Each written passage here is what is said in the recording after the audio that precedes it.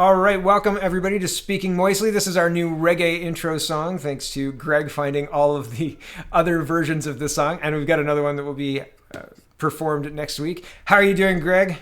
I'm doing fantastic. I've been enjoying the sun. I've actually been going outside. Wonderful. You look like you got some color. Yeah, thank you. Wonderful. All right, let's just get into this. We've got a bit of a condensed show today, just 3 tabs, 3 things to talk about. And, well, I mean, there's lots happening. It's busy. Everybody's busy. But we should get together and speak moistly. So CTV News is reporting, Ontario reveals potential cause for concerning spike in COVID-19 cases. This was published on May 25th. And the potential cause, well, I'll let Health Minister Christine Elliott point it out. She says, Health Minister Christine Elliott said the recent spike in cases relates back to Mother's Day weekend, when people were, quote, seeing family when they should not have been more than 5 people together. Elliott said she hopes the numbers will begin to decrease, but added that if they don't, the government will take action. Man, you evil Mother's Day celebrators, right? I mean, it seems a little tone deaf to me to crack down because people got together on Mother's Day. And I can't imagine them not having data on that, but is it really Mother's Day or is it potentially other causes? Greg, what do you think?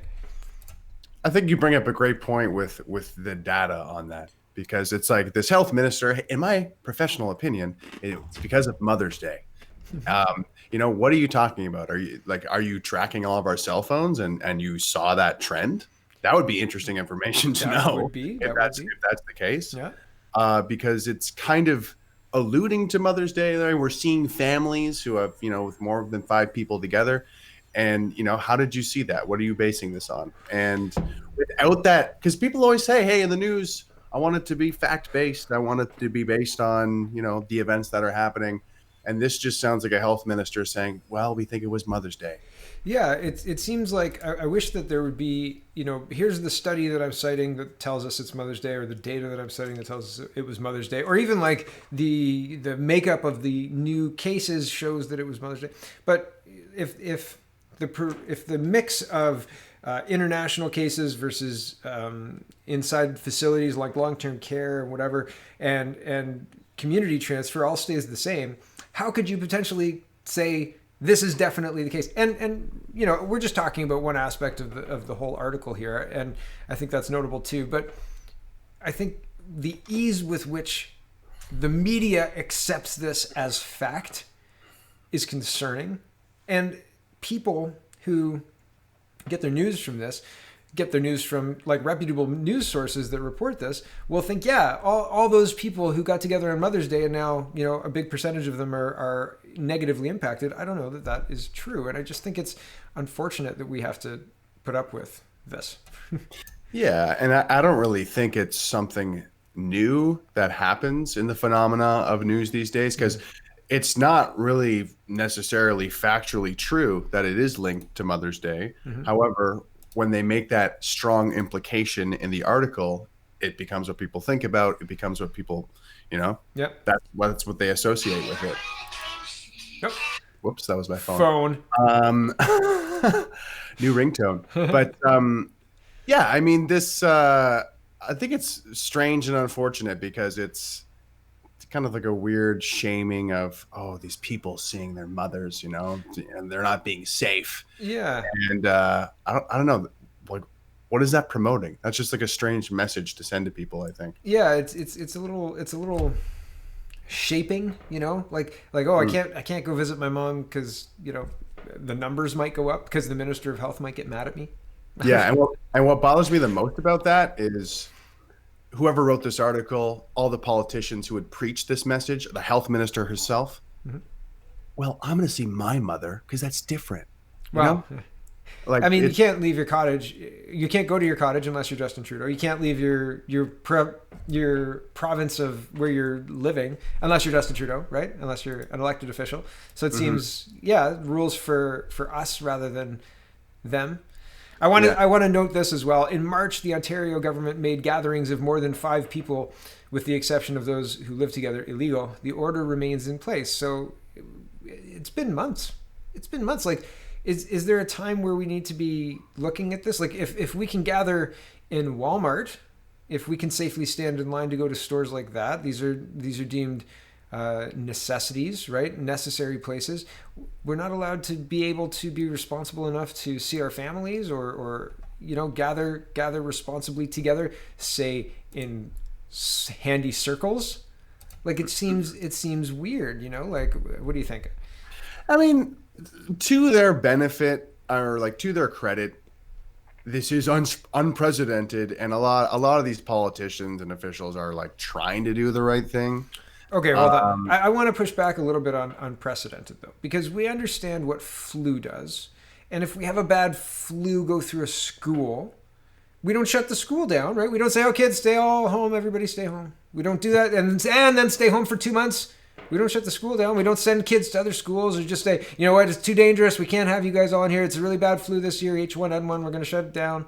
We haven't done that. We didn't do that. So unprecedented, yes, unprecedented in the enthusiasm with which everybody was willing to shut everything down. The entire West shut down. China, all of China didn't shut down. Wuhan shut down. They're open. 16 days, I think, was the total that the rest of China or wider population was shut down, and 76 days was the time that Wuhan was shut down. But the rest of China wasn't. And so, like, why is all of the West shut down? So I understand unprecedented. I just want to make sure that somebody's saying that this is enthusiastically by choice from the Western leadership, based on recommendations from the health people, the health authority, WHO, whatever.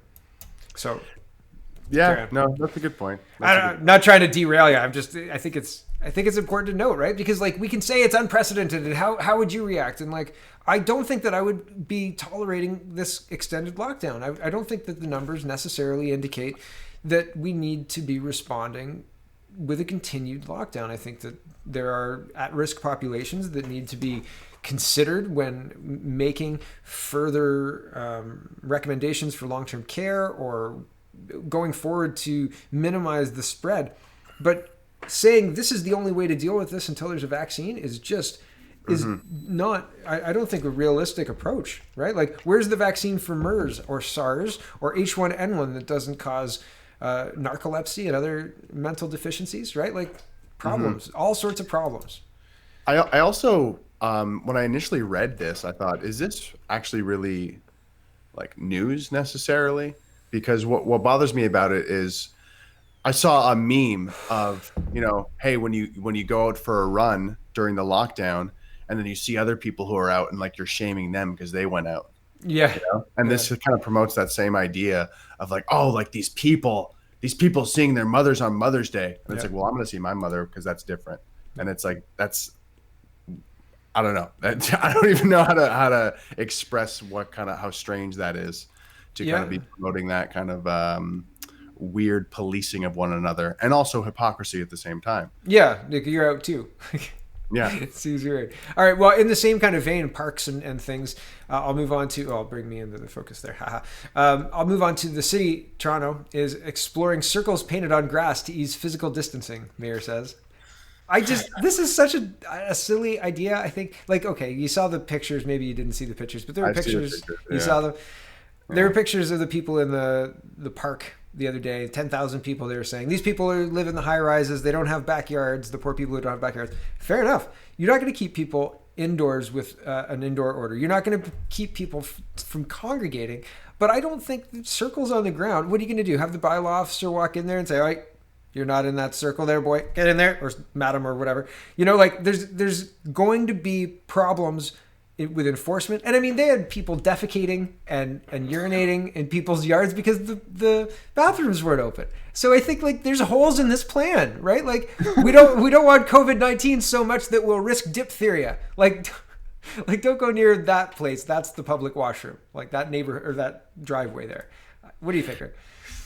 I guess there's two ways you can look at this. Number one is the kind of sweet, innocent way of what I just mentioned of like, oh yeah, like they're trying to do their best and like figure, or it's like a big experiment and they're trying to see what people will put up with. Like, do we feel like sheeple yet? Literally being herded into little circles on the grass. This is so cartoonish. And if we were to see this like a year ago, we would be like, no way. I would think it's onion. Exactly. Yeah. This would be like an Onion article a Yep. year ago. Yeah. Um, Canadians gleefully pack into little circles in the park. Paid. there's so much humor in here as well There because is. It's I have rich. so many well-to-do citizens who like read the news on their smartphone. Like, I'm so smart on my smartphone, and like, yeah, I am not capable of social distancing on my own. No, of Not course not. capable of that. I'm not smart enough, I guess, or intelligent, so I need to go into these little circles. Thank you, Daddy Government. Thank Yeah, you. yeah. And I mean, at what point, like, what if somebody gets sick at the park and they say the only place I went to was the park? The only place. At what point is it the government's responsibility? Well, you didn't paint the circles on the ground far enough apart, and so I got sick, and now it's your fault. And money, please, right? And who's going to pay? And it just seems right. And I think that there's so much that we don't do in the face of so many other illnesses that it seems very, very strange to behave in the way that we're behaving for this one. It's definitely strange. It is. It's definitely strange. I think there's probably a whole topic or like research done on this, but kind of like the psychology of creating rules and how when you create more rules, it doesn't necessarily make things better because then people can take advantage of the rules or find loopholes in the rules or like not enforce the rules consistently. And that comes to policy, of course. Especially, for example, when policies are made to kind of assume the best in people and assume like the most compassion in people, like in Canada, how, we're trying to always like make lesser sentences for like criminals and things like this. And it's like, well, what are you basing that rule upon? Because where is it working? Yeah, like give me an example of where this proposed rule, like this is what the expectation is based on what, right? And often it's flimsy if backed up by anything at all. And the common denominator for a lot of the new rules or laws of the Emergency Act or what have you is you citizen, you citizen trying to enjoy the fresh air, you are getting a ticket. You weren't in the circle. Yeah. And maybe I don't want to use the K word, K meaning Karen. But like the people who like are tattletaling on people and like want everyone to lock down and social distances, they're going to be cheering like, yeah, they were outside the circle, yeah, like fine them, woo, what a rush. Yeah. I had somebody talking to me saying that demanding a mask in a store is the same as no shirt, no shoes, no service, and I was like, I don't know that that's the same. I think that that's a false comparison, but maybe I'm wrong. Like maybe a store does have the ability to say we're not going to serve you unless you have a mask.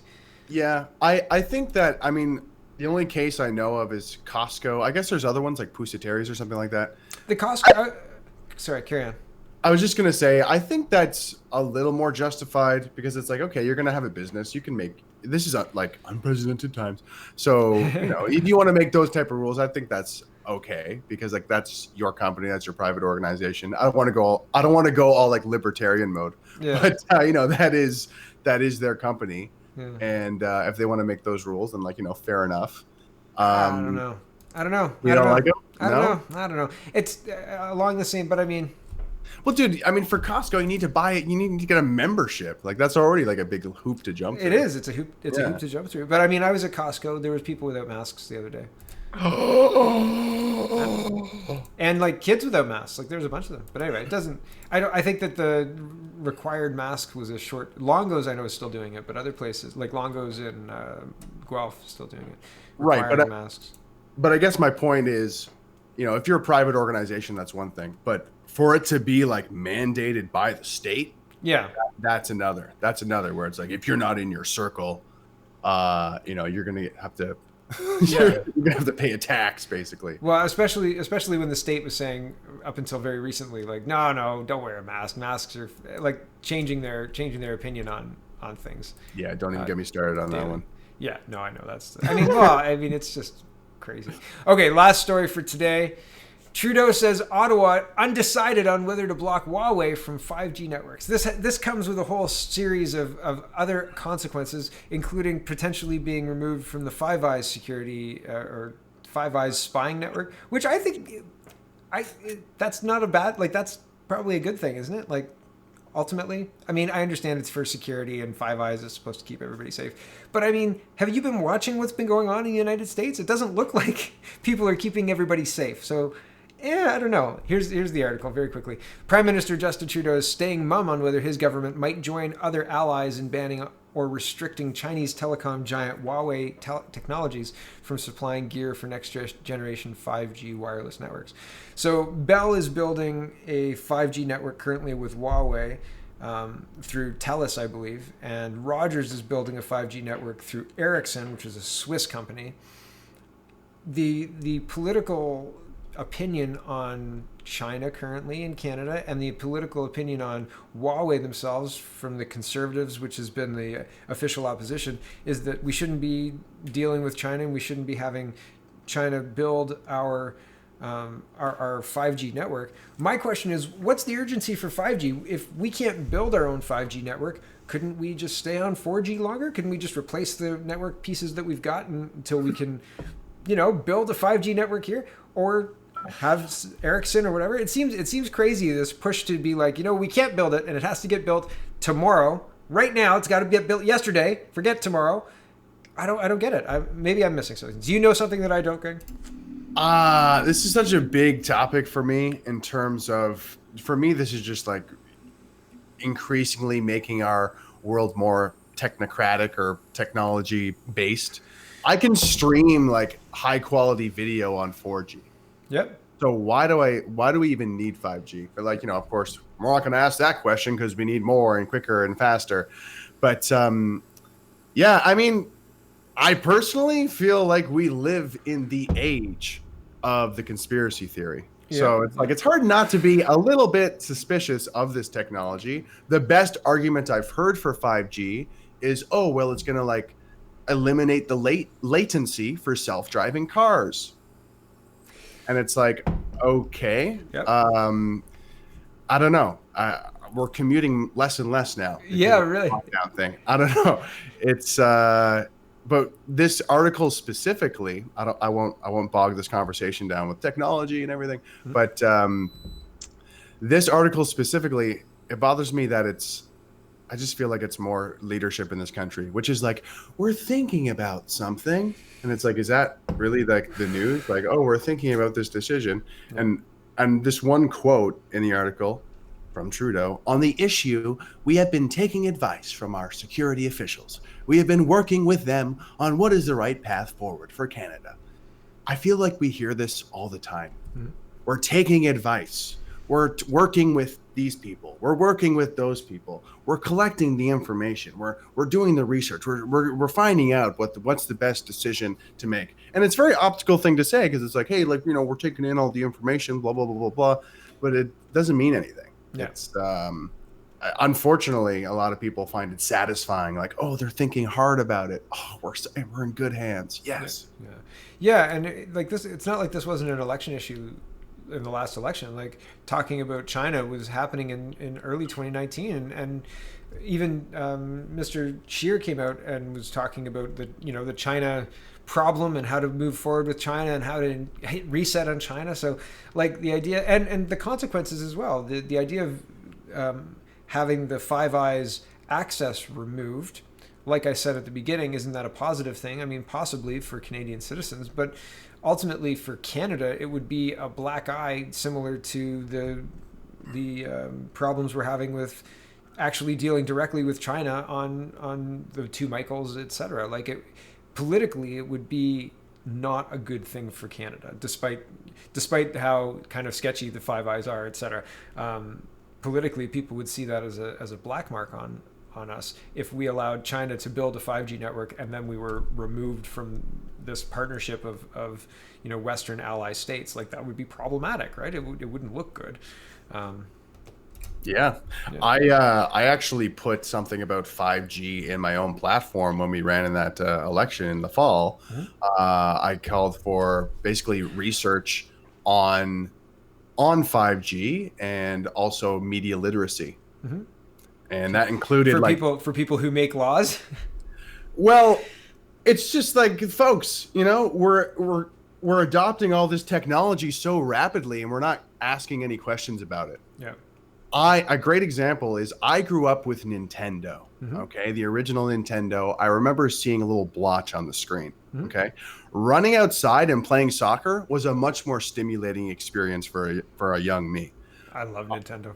When I've met my cousin's son, who's like, I think maybe like 8 or 9, forgive me if you're watching and I got that wrong, but when I saw him over the holidays a couple of years ago, he had Xbox One, the latest gaming system, a huge like 4K TV, and we're playing this game, and I'm just like imagining being his age and how this is blowing his mind. Yeah. And it's like, I'm sorry, real life soccer does not compete with this. Yeah, It doesn't even come close. Yeah.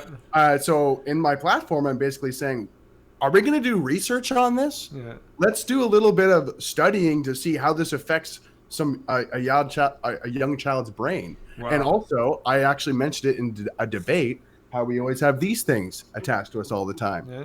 And how that, I said in the debate, yeah, I'm kind of addicted to my phone. And a lot of people laughed. Because they probably feel the same way. Yeah.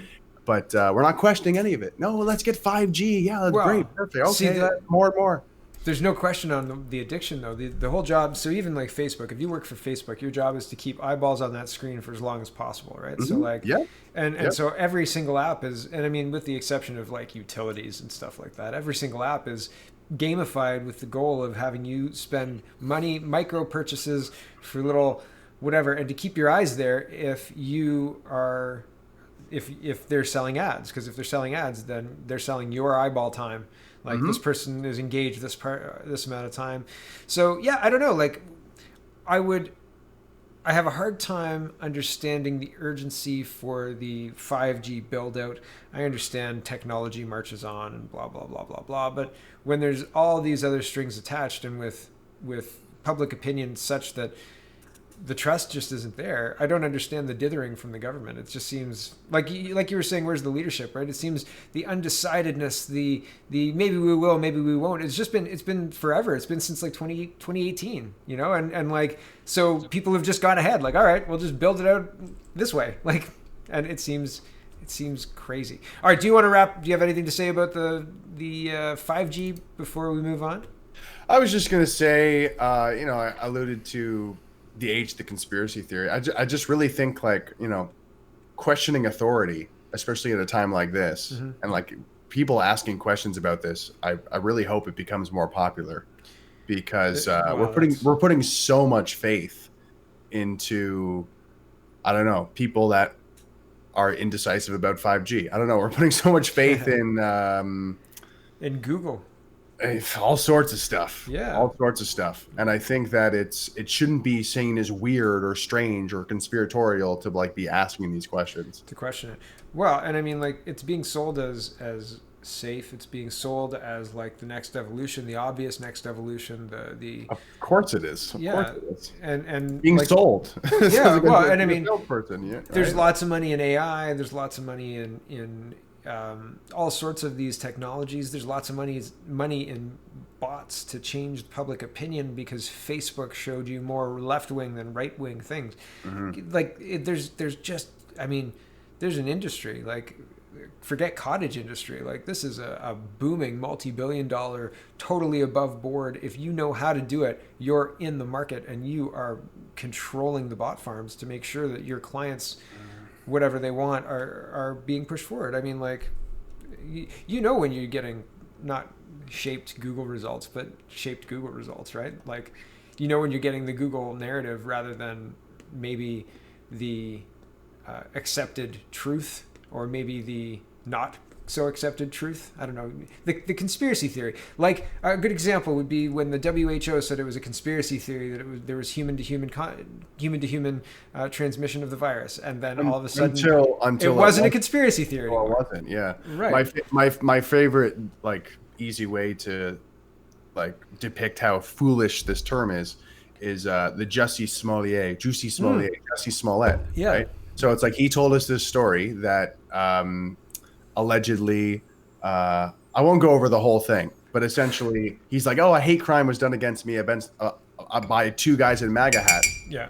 And then the Chicago Police Department or detectives were suspicious of this and like, well, not even suspicious. It's their job to be suspicious and look into it. So you could call them conspiracy theorists. They were doing their job as detectives. Yep. But yeah, technically they were conspiracy theorists. They had, oh, maybe this guy was conspiring. And sure enough, you know, I don't know. I don't know if I'm allowed to say allegedly or not allegedly or whatever, but it's like, wow, it looks like he conspired with other people. Yeah, and it was a fake crime. So yeah, and then of course, spoiler alert for any young kids listening. Look away, plug your ears. There's also the Santa Claus conspiracy theory. Well, we can't talk about Santa Claus, man. Sorry. All right. All right. So I think that will wrap us up for this week. Thank you again for joining us, Greg. Same time next week. Let's do it. All right. Rock. Thank you for watching, dear viewer. We'll be back next week, and I've got another special guest on Thursday. Check out speakingmoistly.co. Check out canadapoly.com. Check out canadareport.co. And Greg, apparently your LinkedIn worked last week, so send me again. And what is it? It's my YouTube channel. Check me out. Watch my videos. He's pretty good. Very funny. The ironic video is wonderful.